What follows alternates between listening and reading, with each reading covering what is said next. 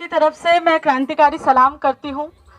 साथियों, 15 अगस्त जो हमारे देश के अंदर सांप्रदायिक सौहार्द, संघर्ष, त्याग और शहादत का प्रतीक है, जिस दिन को हमारे देश के अंदर इस रूप में याद किया जाता है कि 200 साल की गुलामी के खिलाफ, साम्राज्यवादी ताकतों के खिलाफ हमारे देश के आदिवासियों, किसानों, मजदूरों, दलितों, महिलाओं और तमाम शहीदों ने मिलजुल करके साझा लड़ाई लड़ी और इस संघर्ष को जीता।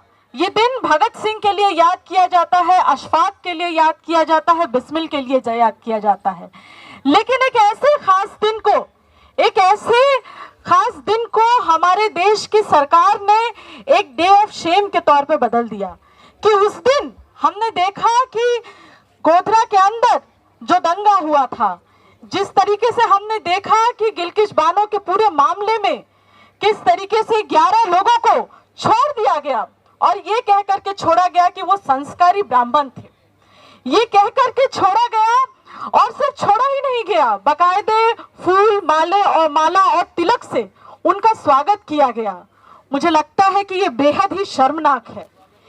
ये हमारे देश के अंदर एक बड़ा मैसेज देता है कि हमारे देश के अंदर महिलाएं सुरक्षित नहीं है। ठीक उसी समय जब प्रधानमंत्री जी भाषण में, हालांकि अधिकतर समय वो झूठ ही बोलते हैं, बड़ी बड़ी बातें कर रहे थे, कह रहे थे कि अगर देश का विकास होना है तो महिलाओं का सम्मान देना होगा, और उनके ही होम स्टेट में हम देखते हैं कि इस तरह की शर्मनाक घटना होती है। यही इनके आजादी के अमृत महोत्सव का पैगाम है कि देश के अंदर महिलाएं, दलित, मुसलमान सुरक्षित नहीं है। आज जब हम देख रहे हैं कि हमारे देश के अंदर तमाम तरह के लोग जो संघर्ष की आवाज थे, उनको जेलों के अंदर बंद करके रखा गया है। हमारे देश के अंदर कई मुसलमान, कई महिलाएं, कई दलित, कई आदिवासी अपनी जमीनें बचाते हुए, संघर्ष बचाते हुए, इस देश को बचाते हुए जेलों के अंदर बंद है।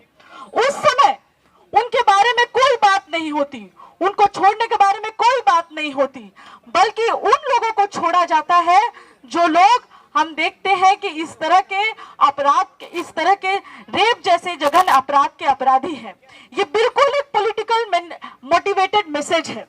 और मेरा मानना है कि ये फैसला जो आया है, ये फैसला सिर्फ गिलगित बानो के लिए नहीं है, ये फैसला हमारे देश की तमाम महिलाओं के लिए है जो जस्टिस में विश्वास करती हैं और उसके लिए लड़ रही हैं। ये फैसला हमारे देश के लोकतंत्र के लिए है कि हमारे देश का लोकतंत्र खतरे में है। ये फैसला हमारे देश के उन तमाम लोगों के लिए है जो न्याय में विश्वास करते हैं और उसके लिए आंदोलन लड़ रहे हैं। आज जब हम सारे लोग यहाँ पर इकट्ठा हुए हैं तो मुझे लगता है कि ये मैसेज देना जरूरी है कि आप इस तरीके से खुलेआम अगर कुछ रेपिस्टों को छोड़ देंगे और अगर देश के अंदर ये मैसेज देंगे कि सत्ताधारी पार्टी होने के नाते आप इस फैसले को जस्टिफाई कर ले जाएंगे, तो ये नहीं होने वाला है। सड़कों पर इसके खिलाफ आंदोलन जारी रहेगा। हम तमाम लोग गिलगित बानो है, हम तमाम लोग उनके संघर्ष के साथ हैं और हम कभी भी नहीं भूलेंगे गुजरात में क्या हुआ था। अगर आप चाहते हैं कि आप इस फैसले से इतिहास को भुला देंगे, तो हम तमाम लोग इतिहास की भुला देने की साजिश के खिलाफ है और तब तक लड़ेंगे जब तक हमारे देश में गिलगित बानो को न्याय नहीं मिलता। शुक्रिया। इनकलाब जिंदाबाद। तो इनकलाब जिंदाबाद। तो तोड़ के रख दो वो समाज, अरे तोड़ के रख दो वो समाज, तो गिलगित बानो को न्याय दो,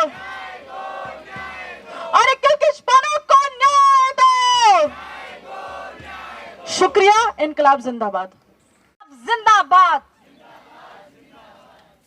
मैं अपनी बात यहाँ पर आज चंद लाइनों से शुरू कर रही हूँ कि आज फिर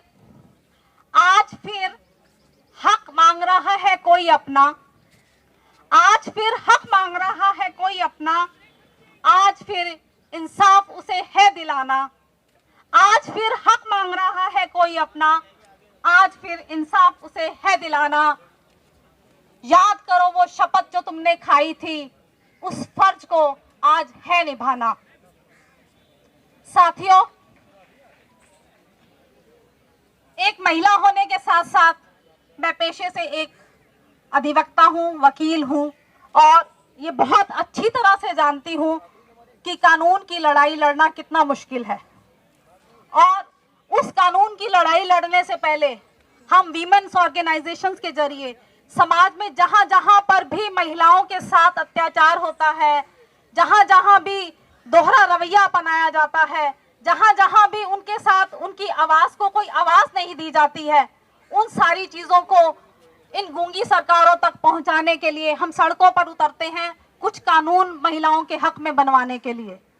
आप सबको याद होगा निर्भया का वो टाइम जब हम सब लोग इन्हीं जंतर मंतर की सड़कों पर उतरे थे कि अगर किसी महिला के साथ रेप होता है तो जुनाइल जस्टिस एक्ट में वो चीजें चेंज हो, फांसी की सजा दिलाई जाए, और उससे पहले डोमेस्टिक वायलेंस एक्ट को पास करवाने के लिए मतलब एक लड़ाई हम पहले लड़ते हैं कि किस तरह से महिलाओं के फेवर में कुछ कानून इस समाज के अंदर बनाए जाएं, इस पार्लियामेंट से पास कराए जाएं। फिर जब वो कानून बन जाते हैं, पार्लियामेंट से पास हो जाते हैं, पब्लिक ओपिनियन उन पर बहुत गहरा प्रभाव दिखाता है, हम सड़कों पर खड़े हुए लोग वो लड़ाई लड़के जब पार्लियामेंट से वो चीजें पास करवा लेते हैं, और उसके बाद उन्हीं कानूनों के तहत जब कोई अपराध होता है, उसके बाद आती है पुलिस की जिम्मेवारी। उस पुलिस की जिम्मेवारी में भी बहुत सारे केसेस में, ना सिर्फ बिल्किस बानो का केस, बिल्किस बानो ऐसी बहुत बिल्किस बानो हैं हमारे देश में जिनके केसेस में शायद एफआईआर तक भी नहीं हुई होगी।